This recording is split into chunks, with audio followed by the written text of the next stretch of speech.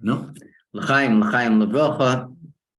We're holding the week of the 14th of Iyar, the concept of Pesach Sheni. It's never too late. We always have the ability to go and to correct, and we always have a second chance. And Iyar, the month of Iyar, is the abbreviation for the words Ani Hashem Rofecha. I am Hashem, your healer. And in regard to this, we'll be hearing this week's story. Be'ezras Hashem. L'chaim, l'chaim levocha. Chi Adoneinu, Moreinu B'Rabbeinu, Melech Ha'Moshiach, L'olam V'ed. Chi Adoneinu.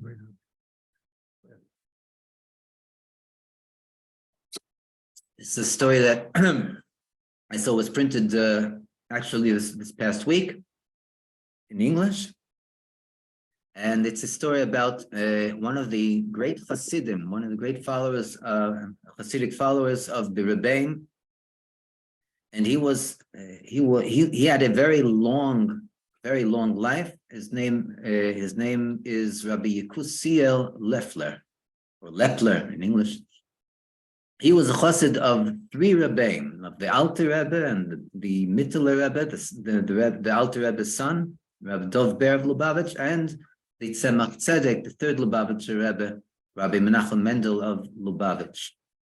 It's told that once, Lo Aleinu, Lo Al Af Echad, you should know these things. Rabbi Kusiel Leffler's son was not well, and he became very ill.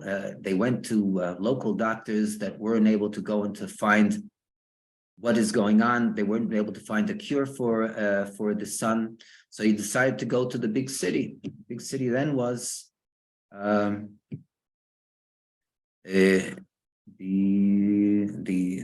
it was even the capital of Russia. Remind me. Leningrad. Yeah, second name. Petersburg. Leningrad or Petersburg, Petersburg. And there he went to search for a doctor that will be able to heal his son. He arrived in Petersburg, and he searched high and low, but he couldn't find any doctor despite his efforts. And so he decided that he's going to immediately write the Rebbe a letter and ask the Rebbe for a bracha. This was in the times of the Mittler Rebbe, Rav Dov Ber of Lubavitch, for his son. He wrote a letter, and he made a calculation that for the letter to reach the Rebbe, if the Rebbe would immediately and reply to his request for a blessing, so it would take 3 days one way and 3 days return. And he was waiting. He started to wait after he sent the letter. Every day he was asking the mailman that went by if he had a letter after the 3 days of return.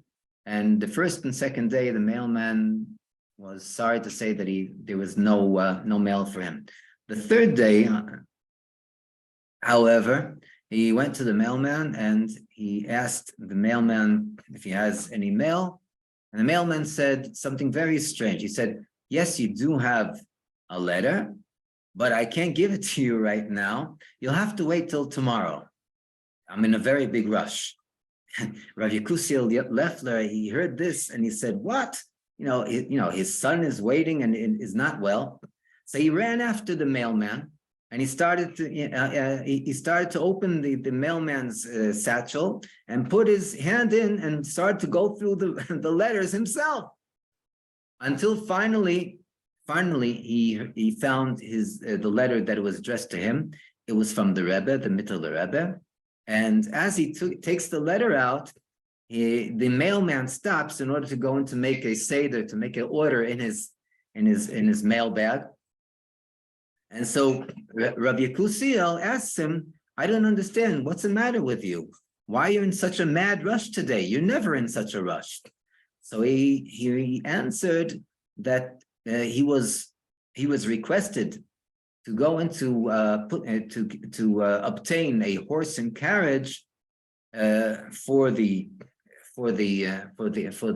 king, because there was a doctor that was summoned from Austria who was the Kaiser's personal doctor, and he was summoned to Russia in order to go and to cure the daughter of the king, who was very not well.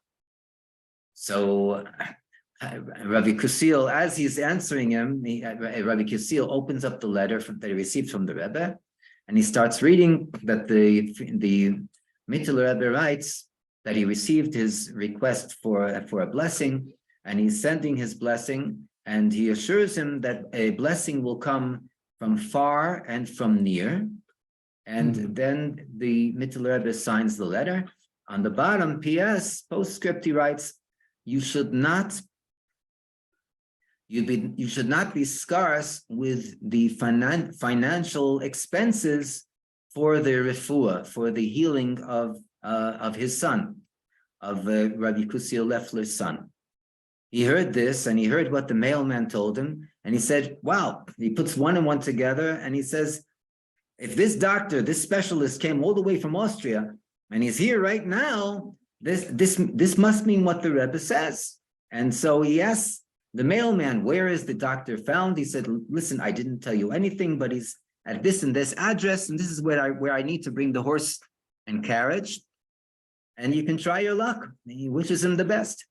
Immediately, Rav Yekusiel goes over to the address that he was given, and as he reaches the address, so he sees that it's not so easy, because there's an enormous line standing outside the doorstep of this person where this doctor is staying. And obviously, there are many more people that had the desire to go and to have the consultation by the doctor. Rabbi Kusil was a very special person. He was a very noble businessman. And since he had such status, so he was able to go and to make his way through the line. And he finally reached shouting distance to the doctor that was standing outside. And he calls the doctor and he tells him the problem with his son, and he doesn't know what to do. And the doctor says, listen, I would like very much to try and help you, but he needs to immediately return to Austria, because every moment that he's not here, that he's not there, the king needs him. Right? Rabbi Kusil hears this, and he's dumbfounded. What is he going to do? And then he remembers what the Rebbe wrote in the Nun Beis, in the Nichta B'tzida, in the postscript. And he pulls out, he shouts out, and he says, listen, I am willing to give you 1,000 rubles, 1,000 adumim. It was like red gold, every single coin then, if you would come to check my son. The doctor hears that and he said, what is it that you said? You want to hear again better? So he says, repeats, 1,000 rubles. And the doctor said, listen, I'll make time to see your son a little later. So Rabbi Kusil says, no, you're coming with me right now to see my son. So otherwise the deal's off. Rabbi Kusil looks at the doctor, and the doctor, he whispers something to his assistant, and the assistant brings his coat and his doctor's bag, and he's off with Rabbi Kusil Leffler to see Rabbi Kusil's son. He comes into the room and he starts examining the son, and he looks at his eyes, he looks at his ears, he opens his mouth and he looks at his mouth, at his teeth. And then he goes and he comes to the conclusion.